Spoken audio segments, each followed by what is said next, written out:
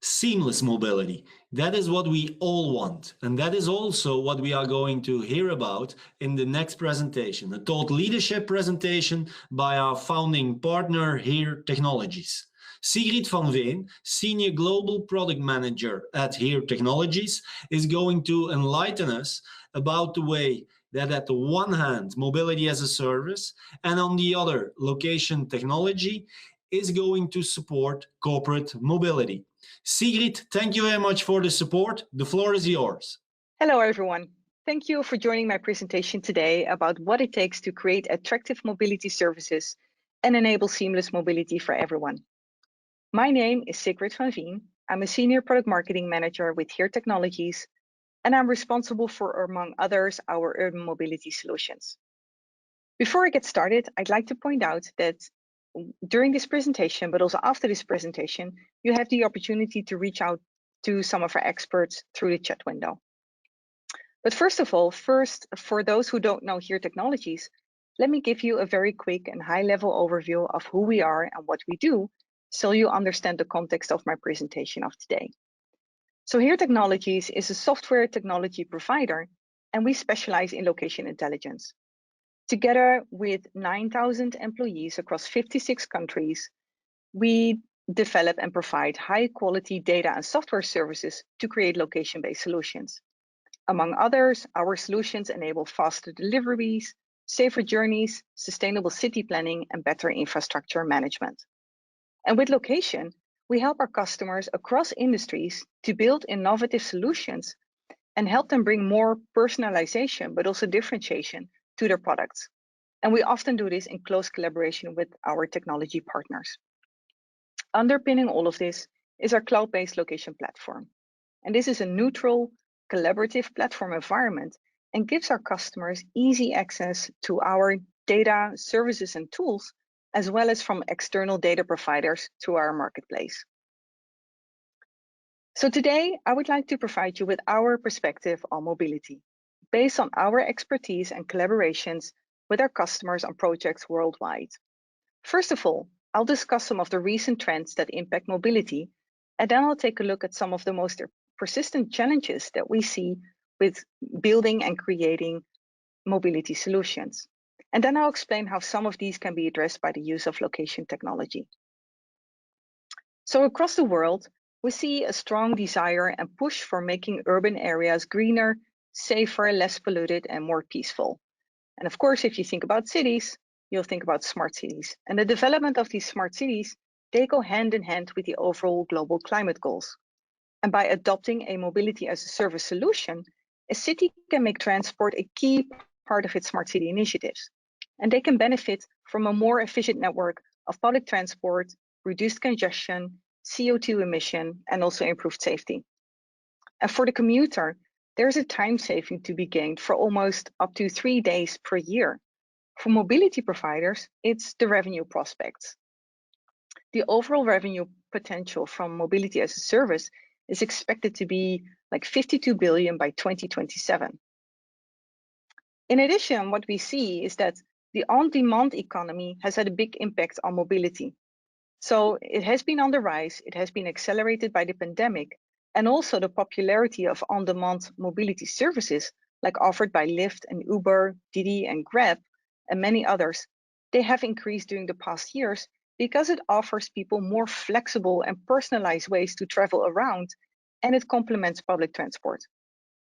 Also, on-demand transportation includes micro-mobility solutions that we are seeing popping up everywhere, like the e-scooters, but it also includes car sharing. And furthermore, technology plays an important role in developing mobility solutions. Many innovations that led to increased efficiency, convenience, and safety are often made possible by new technologies like IoT, AI, machine learning, and 5G. But it's actually a combination of these technologies where the magic starts to happen and what creates most value. For example, the adoption of mobility as a service in a smart city that can coincide with the introduction of a V2X communications enabled through 5G. And in turn, this will facilitate the deployment of automated vehicles and advanced driver assistance systems to improve safety in smart cities. Another example to generate insights is to get that information from IoT sensors and algorithms, for example, about traffic flows or air quality. And that's, for example, a project that we worked on with Bosch and TfL in London. And a final point that I want to make here is that as these technologies are being deployed, massive amounts of data are being generated. And while there's general consensus that this data holds value, right now it can't be used to its full potential because it's stuck in silos within companies and across the ecosystem. And this has triggered an increased need for collaboration and data sharing across the mobility value chain. Next slide, please. And so on top of this all, the global pandemic has not only impacted the progress, but also proved the need for safe and sustainable mobility. So let me give you a few examples here of how the pandemic has changed the needs and requirements for these mobility services. So first of all, people massively, as we know, started to work from home. They avoided crowds in public transport, and as a result, buses in major cities ran only at 60% capacity. And as a result, the fleet owners of these buses, they had to reduce the size of their fleet. Now, with people starting slowly to go back to work, transport operators are going to face the next challenge, which is about understanding demand and how to ramp up the capacity with a reduced number of vehicles. For on-demand mobility providers, like taxi companies, demand declined by 30%. And only those companies that were agile and innovative and already digitally transformed their operations, they were able to offer additional services like food and parcel delivery, and they were able to offset the decrease in ridership that they saw.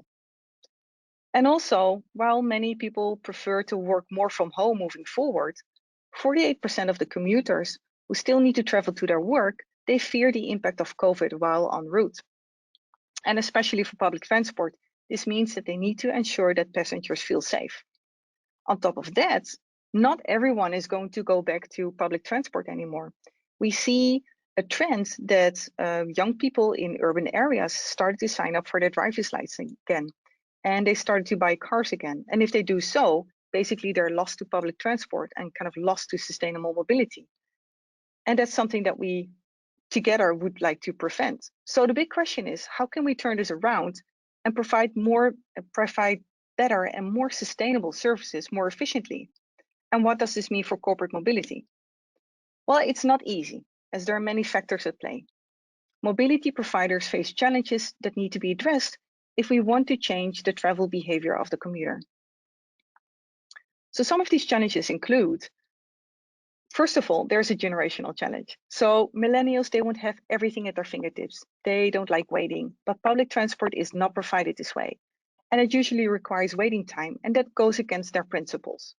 So mobility providers need to start to think about how they can attract your future generation. On top of that, there's mounting pressure of cities and government regulations in city centers.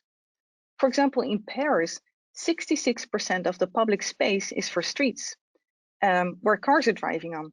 But individual cars, they move only 17% of the population. So you can see where some of the friction starts to originate. And less than a month ago, the Paris City Council announced that it wants to ban through traffic in the city center and giving priority instead to cyclists, pedestrians, and public transport. So what do all these challenges mean for us all?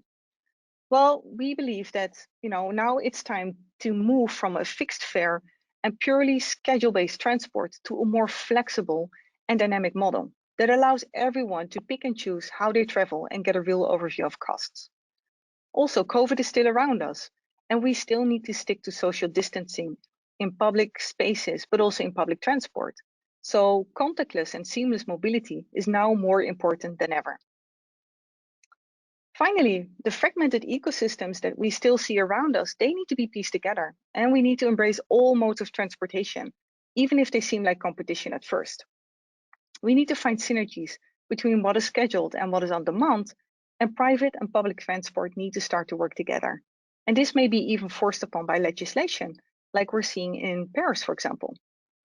So this also means that overall, we need to get a collective understanding of the movement of people so that mobility can become more predictive. If we understand where crowds are, this means that mobility providers can plan ahead and efficiently start to deploy their fleets. Next slide, please. Another important trend that is not so much included in mobility as a service, but it's important for corporate mobility, is the rise of electric vehicles. About 50% of all potential car buyers say that they are now considering a battery EV. And an increased demand for this also means that the charging infrastructure needs to be in place in order to cater to the demand for charging vehicles. And McKinsey estimated that over the next few years, the global investment needed in EV infrastructure is 50 billion for 40 million chargers. So the orchestration of demand and supply, it's going to be a key challenge for all the stakeholders in the value chain. But as long as this infrastructure is not completely and optimally rolled out, this may still cause range and charging anxiety with EV drivers. So now that we understand what it is that we need to solve, where can we start looking for solutions? Next slide, please. Location, and in particular, the notion of where, is a key foundational element that provides context to everything around us in reality. If you know where people, vehicles, or things are right now, what impacts their status and their movement, and if you can predict where they're going next, this will greatly improve the efficiency of fleets and the driver and the passenger experience, and so much more. Mobility data is all around us, without us always necessarily realizing that it's very important to the efficiency of the operations. Just think about all the different types of data that are related to mobility, such as traffic and incident data, the location of EV charging stations, the availability of chargers, train timetables, bus timetables, and so much more. However, the problem with this data is that it's generated by multiple providers across public and private organizations. And many organizations are keeping this data to themselves, and they're reluctant to sharing the data with other ecosystem participants.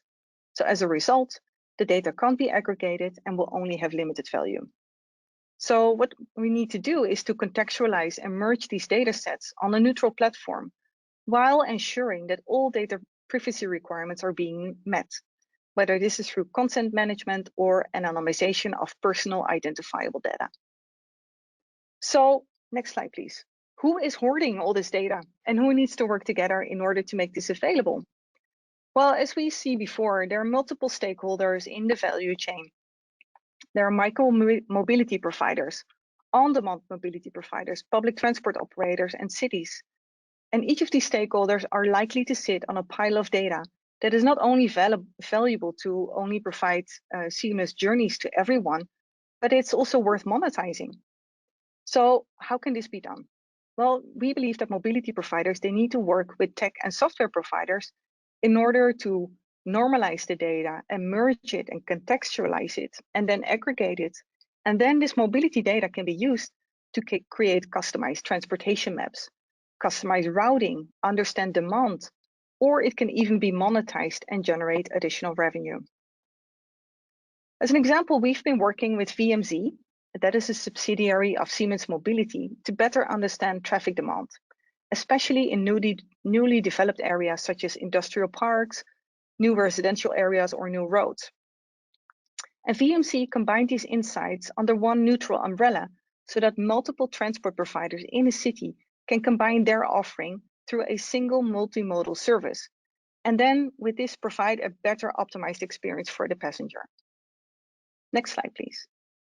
So let's take a closer look at how location technology can help to provide a better experience for the user as well as for the mobility services provider. So what we are doing, we're stitching together elements from mobility as a service with individual transport options. And ultimately, the key is to provide a solution that meets the commuter's need for a personalized mobility offering.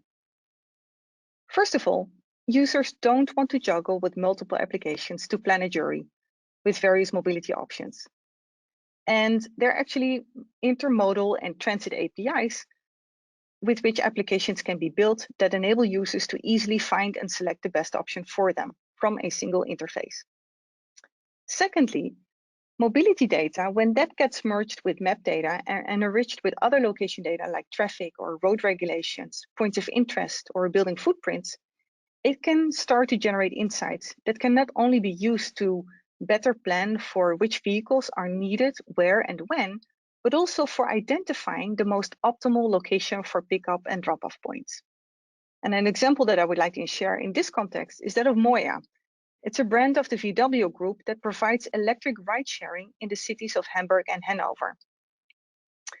And with location technology, they were able to identify safe and conveniently located pickup and drop-off points, and also greatly improve their accuracy of the ETAs. So that's the estimated time of arrivals with which they informed their users. Thirdly, if you think about navigating and moving around a city and getting there on time, it takes more than just a collection of roads to enable safe and convenient navigation.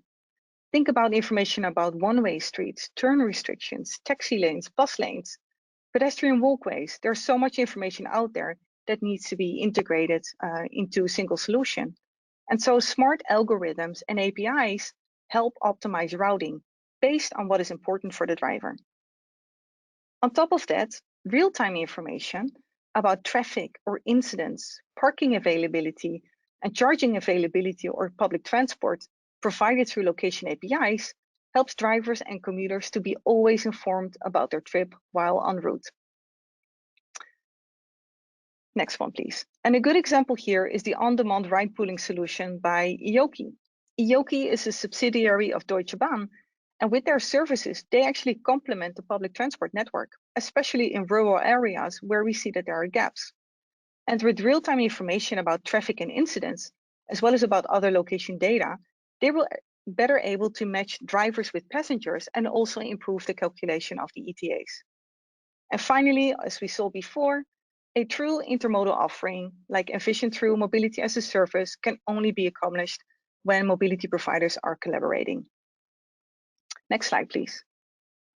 So when it comes to the electrification of corporate fleets, the willingness of employees to opt for an electric vehicle depends on three key factors. It's price, range anxiety, and charging anxiety. And as an EV driver myself, I have firsthand experience of the pleasure as well as some of the anxiety with driving an all-electric vehicle. And while location cannot fix the price issue, it can certainly help to alleviate both the fear of not being able to reach the destination, but also of finding a charging location and making sure that this has actual charging availability.